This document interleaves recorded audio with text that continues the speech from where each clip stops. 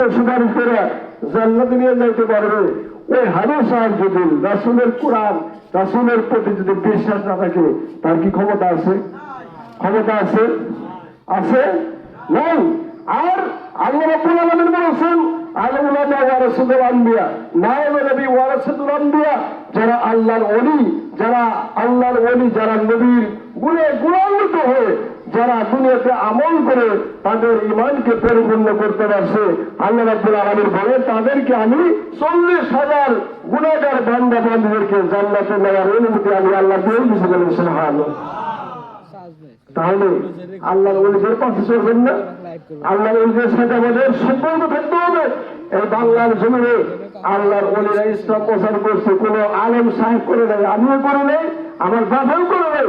আল্লাহর ওলিরা বিদর্মীদের সাথে যুদ্ধ করে জিহাদ করে তারা এই দেশে আযান, নামাজ, কোরআন, জিকির, হাদিস যা কিছু প্রয়োজন আল্লাহ পাকের যা বিধান, রাসূলের যা বিধান, এই বিধানগুলি আল্লাহ রাব্বুল আলামিন আল্লাহর ওলিদের মাধ্যমে প্রচার করছে, প্রকাশ করছে। ঠিক কিনা? এখানে কোন আলেম সাহেব করে নাই, কিন্তু এই ইসলামকে ধ্বংস করার জন্য এক শ্রেণীর আলেম তারা সৃষ্টি হয়ে গেছে। শুধু তারা উপরে দেখায় আমরা খুব পরহেজগার, ভিতরে কিছুই নেই, ভিতরে কিছুই নাই। একটা কয়লাকে যদি একবার পুরানো হয়, একটা খড়িকে যদি পুরানো হয়, কয়লা হয়ে যা, ওই কয়লা দ্বিতীয়বার আর পুরো না। ঠিক তদ্রুপ ওইরকম আলেম আমাদের দেশে বর্তমানে জন্ম হয়েছে। এই আলেমের ভয়ে জাকিরেরা ভয়ে থরথর করতেছে, কিন্তু আমি কোনো ডরাই না। আমি ডরাই না, কারণ আল্লাহ পাক আমাকে সৃষ্টি করছেন, আল্লাহ পাক তার জ্ঞান দিয়ে আমাকে সেই জ্ঞানে গুণান্বিত করছেন। ওই জ্ঞানের দ্বারাই, আল্লাহর শক্তি দ্বারা, রাসূলের শক্তি দ্বারা আমিও বাহাজ করে জিহাদ করি, এতে আমার জীবন যায় যাবে। কিন্তু আমি আল্লাহর ওলিদের বিরুদ্ধে সমালোচনা করতে পারবো না, আমার রাসূলের বিরুদ্ধে আমি সমালোচনা করতে পারবো না, এটা আমার বেয়াদবি হয়ে যাবে। যেরকম মকরম আবেদ, এরকম আল্লাহর ফেরেশতা ছিল না? তাকে এমন উপাধি দান করা হয়েছিল যে সমস্ত ফেরেশতার সর্দার। কিন্তু আদম আলাইহিস সালামকে সিজদা না করার কারণে মুহূর্তের ভিতরে তার সমস্ত ইবাদত করে আল্লাহ ধ্বংস করতেছে। কিন্তু জিবরাইল ফেরেশতাকে কি তাকে করছে? জিবরাইল ফেরেশতাকে আল্লাহ পাক বললেন, হে ফেরেশতারা, তোমরা আমার আদমকে সিজদা করো। আর ফেরেশতারা, নূরের ফেরেশতারা দুইটা সিজদা দিল। কয়টা? দুইটা সিজদা দিছে। একটা আল্লাহ পাক বলে না যে দুইটা সিজদা করো বা একটা করো, আল্লাহ পাক বলছে তোমরা সিজদা করো আদমকে। আর ফেরেশতারা যখন সিজদা দিলেন, দেওয়ার পরে দেখলেন যে আদমের ভিতরে আল্লাহ পাক নিজেই বিরাজমান, বলেন সুবহানাল্লাহ। এটা দেখে আরেকবার সিজদা করলেন।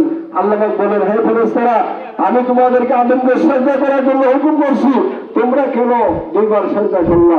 ফেরেশতারা বললেন, হায় পরওয়ারদিগার আলম, একবার হইল একবার হুকুম, আমরা সিজদা দিছি, একবার হইল আপনার আদমের ভিতরে আল্লাহ পাক আপনি নিজে বিরাজমান, যার জন্য দেখে দেখে আপনি আরেকটা সিজদা করে দিয়েছে, বলেন সুবহানাল্লাহ।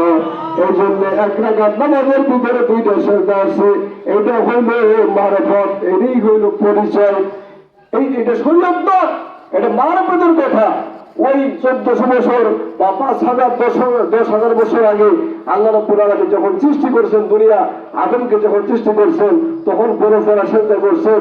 ওই অত বছরের ওই হুকুমটা উম্মতে মুহাম্মাদের জন্য ফরজ আইন হয়ে গেছে। এই নামাজের ভিতরে এক রাকাত নামাজের ভিতরে দুইটা সিজদা আছে, ওখান থেকে। আর এই সম্পর্কে যারা তরিকতের জ্ঞানী, তারা এই সমস্ত জ্ঞান অর্জন করে বিশ্লেষণ করে তারা গজল বানাইছে। এই গজলের যে সুরগুলি আপনারা শুনছেন, যে নূরে নুরতাজালা, সে নূরের খবর জানাবেন, এটা নিয়ে কিন্তু মামলা হয়ে গেছে যে রুকুর আগে সিজদা কেমনে আসলো।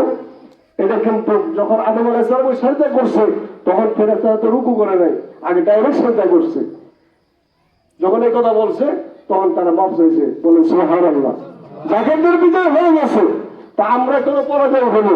কারণ আল্লাহ পাক বলেছেন যে আমার খালামু মায়নাকুই বলেছেন, বাবা আমার একটা মুরিদ পৃথিবীর এক প্রান্ত যতই মহাবিপদে পড়ুক না কেন, সেখান থেকে যদি খাজানায়পুরীকে চক্ষু বন্ধ করে একবার গানে বলে ডাকবে, খাজানায়পুরী কুতুবের হাত দিয়ে তার মুরিদকে রক্ষা করতে পারে, বলেন সুবহানাল্লাহ। সেই মান, সেই মহব্বত, সেই বিশ্বাস, সেই ভালোবাসা আমাদের থাকতে হবে। যদি থাকতে পারে তাহলে আল্লাহ রাব্বুল আলামিন ইজ্জতের সঙ্গে আমাদেরকে দুনিয়া ও আখিরাতে কামিয়াবি দান করবে। বলেন সুবহানাল্লাহ। দরুদ শরীফ পড়ুন। আল্লাহুম্মা সাল্লি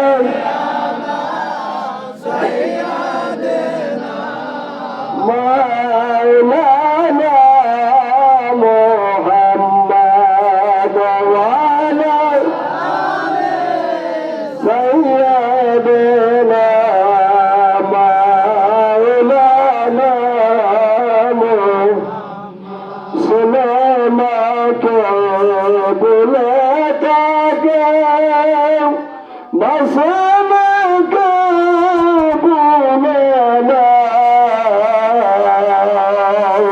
সে কারণে রোজ হাসরে রাসূল মোদের বলেন আল্লাহুম্মা সাল্লি